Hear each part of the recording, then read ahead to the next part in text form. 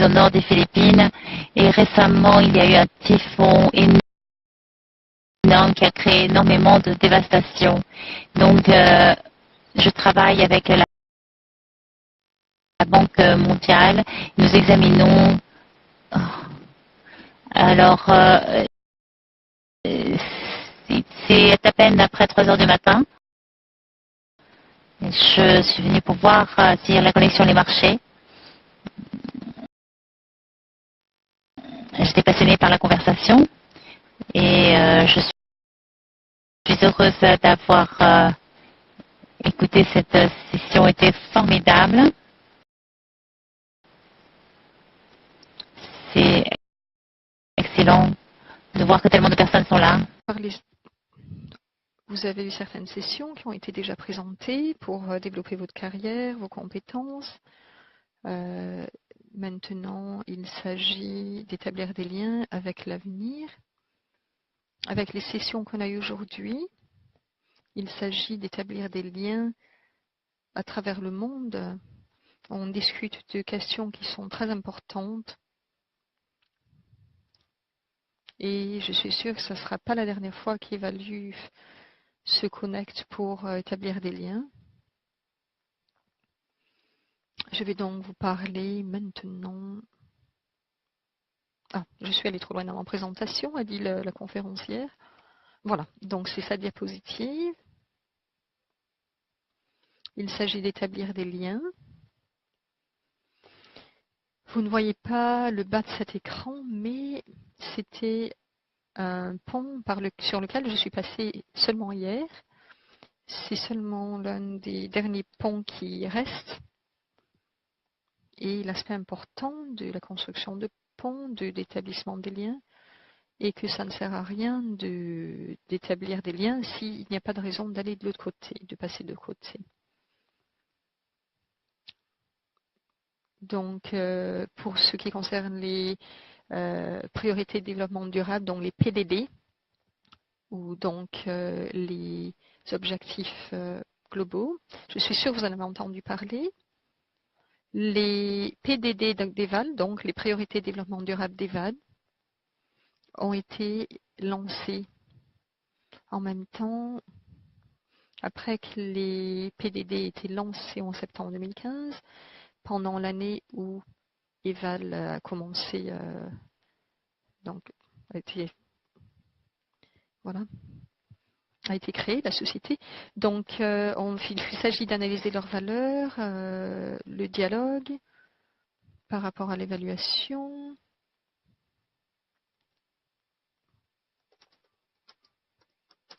Il faut faire en sorte que les parties prenantes soient liées l'une à l'autre et aussi par rapport aux activités, aux pratiques en question.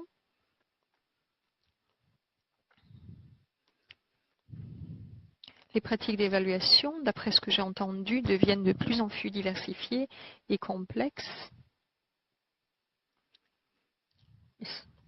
C'est très important par rapport aux PDD qui nous concernent. Il s'agit aussi de renforcer la capacité. Pour appuyer la mise en œuvre, les processus de révision des objectifs du développement durable. Vous vous souvenez sans doute des objectifs du millénaire et on a trouvé que les processus de révision n'étaient pas assez profond, disons, pour comprendre ce qui marchait et ce qui ne marchait pas et ce qui devait être amélioré. Nous espérons qu'alors les évaluations vont avoir un rôle plus important avec les objectifs des développements durables. Je suis sûre que certains d'entre vous pensent, quel est mon rôle avec l'évaluation et comment est-ce que cela, disons, travaille ou se connecte au travail des autres, comment cela se met en rapport. Et nous voyons que l'apprentissage de l'évaluation peut véritablement approfondir les connaissances concernant les objectifs de développement durable.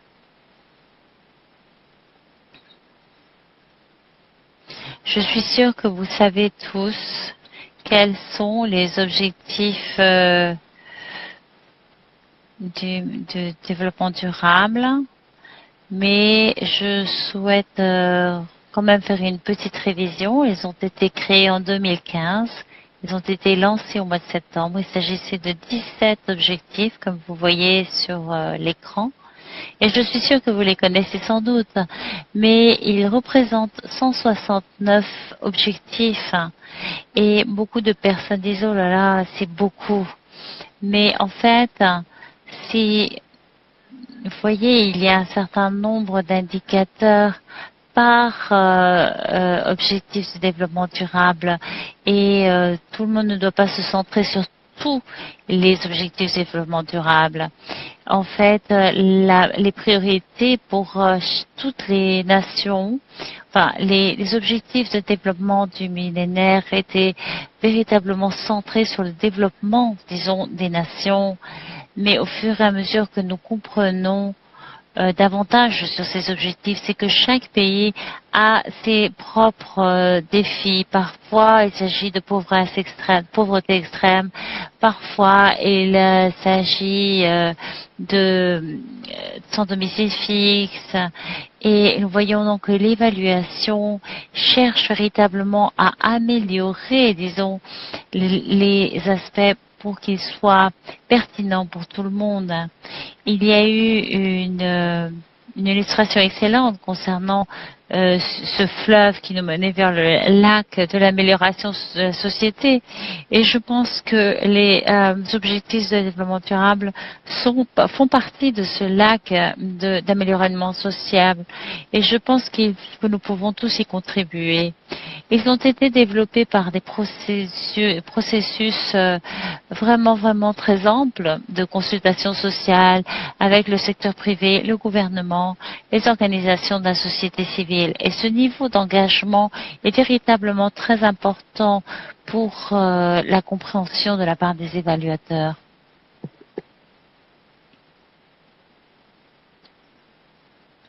Il y a une terminologie importante au niveau des objectifs de développement durable.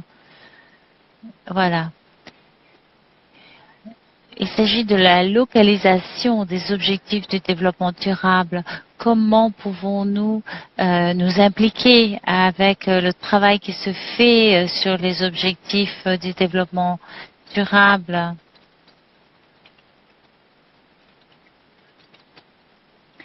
Et nous travaillons avec certains pays pour essayer de voir comment ces objectifs de développement durable sont mis au niveau du pays.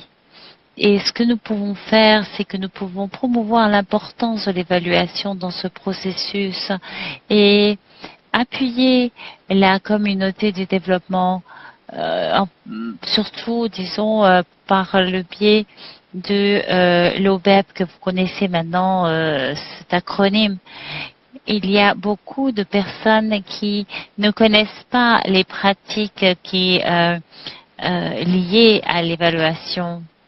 Un autre facteur, c'est aussi orienter et soutenir les activités du gouvernement. Il y a une question plutôt, on parlait de l'évaluation, on disait est-ce que c'est véritablement, cela fait uniquement partie du secteur du développement et ce n'est pas vrai. Il y a beaucoup de choses qui ont lieu au sein de chaque pays et dans chaque gouvernement, dans les organisations de la société civile, au sein du secteur privé. Et ces objectifs de développement durable cherchent à véritablement chercher de tous les côtés, disons, le moyen d'arriver à ces objectifs et pour s'assurer que personne ne reste en arrière. Et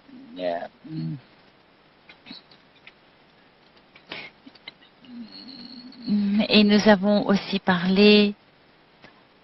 Alors, si nous souhaitons ne laisser personne pour compte, alors pourquoi est-ce que les jeunes évaluateurs ont un rôle spécial dans l'évaluation et dans les objectifs de développement durable? D'ici 2030, les leaders actuels auront disparu. Alors, les évaluateurs jeunes, au moment, seront les leaders de l'avenir. Alors, ce serait véritablement excellent pour que vous tous preniez conscience de ces objectifs du développement durable et comment ils s'associent à votre pratique. Vous avez entendu dire qu'il y a beaucoup de demandes pour l'évaluation et c'est l'un des domaines où il y a beaucoup de demandes pour l'évaluation. Nous avons parlé avec beaucoup de pays concernant leurs plans et beaucoup d'entre eux souhaitent savoir comment faire ces évaluations d'une meilleure manière, comment cela peut nous aider à passer plus rapidement vers les objectifs de développement durable qui nous intéressent en particulier. Et donc d'ici 2030, si les évaluateurs jeunes ne sont pas, disons, au niveau avec ces évaluations des des objectifs de développement durable, avec les nouvelles techniques qui seront alors alors nous pouvons dire que les bénéfices qui devraient venir de cette initiative ne seront pas atteints. Et je pense donc que les évaluateurs jeunes aujourd'hui ont l'opportunité et même la responsabilité de considérer les objectifs du développement durable et comment le secteur de l'évaluation peut aider à les atteindre. Dans plusieurs présentations, j'entendais parler de la complexité et sans doute c'est l'une des choses qui revient toujours sur les objectifs du développement durable. Pourquoi 17 objectifs? Eh bien, c'est ce que le processus de consultation a déterminé. Et bien sûr qu'il y a des complexités. Il y a, par exemple, l'objectif de développement durable parle de la faim, le numéro 2, mais il parle aussi de nutrition, alors que c'est un processus complètement différent pour certains pays qui n'ont pas à gérer avec la malnutrition aiguë. Donc il y a des différentes stratégies pour les différents pays. Et quand nous avons un niveau de complexité, l'évaluateur peut créer le pont entre les différents domaines, disons. L'évaluation, nous parlions tout à l'heure d'être transdisciplinaire, multidisciplinaire. Nous parlons de nous étendre tout au long de différentes disciplines concernant les objectifs de développement durable. C'est un domaine dont nous parlons. Il ne s'agit pas forcément d'évaluation complexe, mais de comprendre que peut-être un sujet sur lequel nous travaillons peut être associé à un autre. Par exemple, travailler sur les programmes de santé peuvent devoir considérer le transport ou l'accès à l'eau. Je suis tout à fait d'accord avec toi, Laura, sur ça, parce que les idées fraîches, les énergies fraîches et toutes les sources de connaissances, il y a énormément de contributions potentielles de la part des jeunes évaluateurs. Et donc, comment appliquer les objectifs de développement durable dans le travail d'évaluation? Bien, je prends l'exemple que j'ai le plus proche pour moi, et là, en ce moment, je pense à comment la zone où je me trouve, et je remercie à mes collègues de cette photo qu'il a pris aujourd'hui et qu'il a téléchargé rapidement pour moi. Il s'agissait d'un typhon de catégorie 5. Les endommagements au pont ont été sérieux, les enfants ne peuvent pas aller à l'école, les produits ne peuvent pas passer, aucun service ne peut avoir accès s'il faut traverser un fleuve. Alors, quand les infrastructures ont été détruites, ici, le pont a été emmené par l'ouragan. Et nous voyons donc que une activité qui avait cette situation a un impact terrible sur énormément de gens. Auparavant, nous séparions les différents impacts, mais ici, ce sont des personnes vraies qui gèrent des situations complexes et des situations complexes qui sont vraies, elles aussi. Alors, ces planches sont celles qui permettent le transport d'aliments qui permettent que les personnes puissent aller travailler et rentrer chez eux. Mais bien entendu, elles ne peuvent pas soutenir de camions. Donc en termes de volume, il y a beaucoup de luttes et il n'y a toujours pas d'électricité. Mais il y a un apprentissage très intéressant car maintenant il n'y a pas eu de fatalité, disons. Et pourquoi? Pourquoi? Parce que le système de gestion des urgences qui avait été véritablement focalisé par la planification de l'adaptation au changement des climats avait eu beaucoup de réussite. Les gens étaient prêts. Il y avait une alerte. Les gens savaient ce qu'il fallait faire. Et donc, les informations ont eu énormément de succès. La coordination pour que les gens puissent se déplacer rapidement a été excellente et donc nous apprenons, nous parlons de l'objectif de développement durable 17, nous apprenons à coordonner par des partenariats. Il n'y a plus la mentalité de c'est mon travail, mais plutôt de travailler ensemble en tant qu'équipe afin d'apprendre et d'appliquer les leçons apprises sur d'autres situations. Mais l'infrastructure de la route, les ponts ont été endommagés et il y a un sentiment qu'il y aurait pu y avoir une préparation plus forte de l'infrastructure. Et nous parlons alors de meilleure construction pour que la prochaine fois qu'il y ait une tempête si forte, qu'il y ait en effet un apprentissage aussi à partir de cet événement. Et donc nous voyons que sur l'image d'un pont qui n'existe plus, il y a beaucoup de leçons qui intéressent divers secteurs à la fois.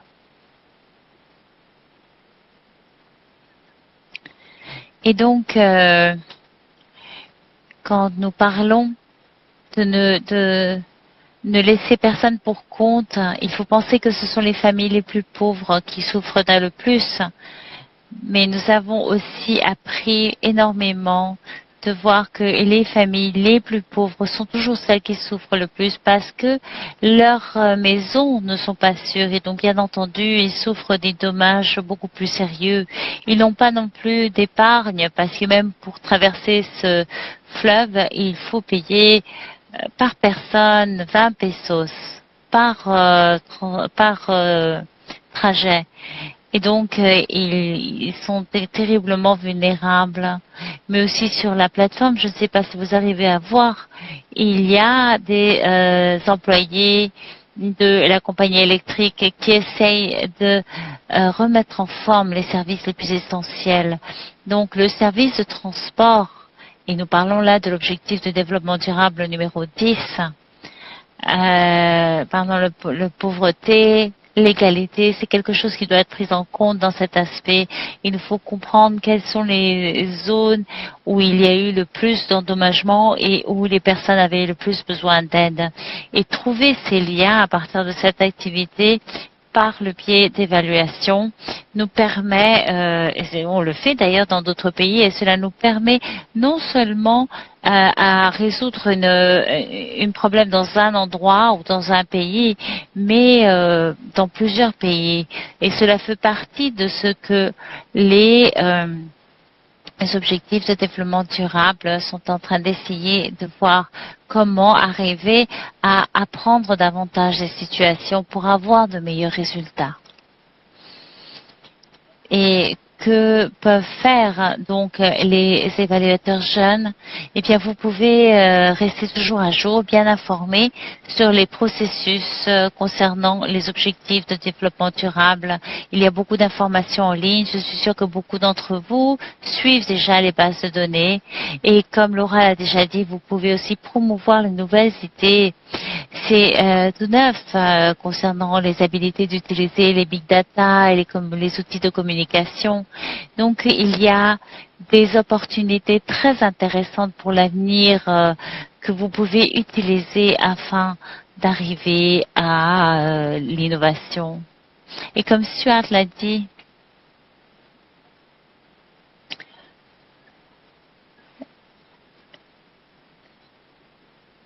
la direction dont vous venez n'est pas importante. Les objectifs de développement durable ont besoin de vous tous. Peut-être que vous êtes des spécialistes de l'analyse de données, peut-être que vous êtes spécialistes de communication ou de favoriser la participation. Il y a beaucoup de travail sur la politique et la stratégie, l'évaluation peut-être, de savoir comment il faut faire des changements de politique, ou peut-être que vous êtes un expert technique, un ingénieur urbain.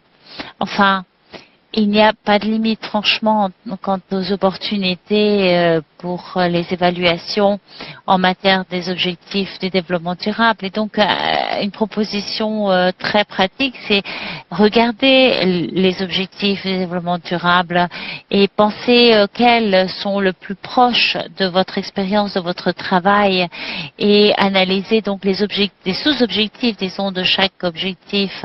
Mon préféré à moi, c'est l'objectif numéro 17, mais j'aimerais bien savoir quels sont les vôtres une fois que vous ayez eu l'opportunité de vous informer. C'est tout pour moi et merci beaucoup de m'avoir écouté. Vous ne pouvez pas me voir, mais je suis pas sûre si on aura le temps de répondre à des questions, et je donne la parole à la modératrice.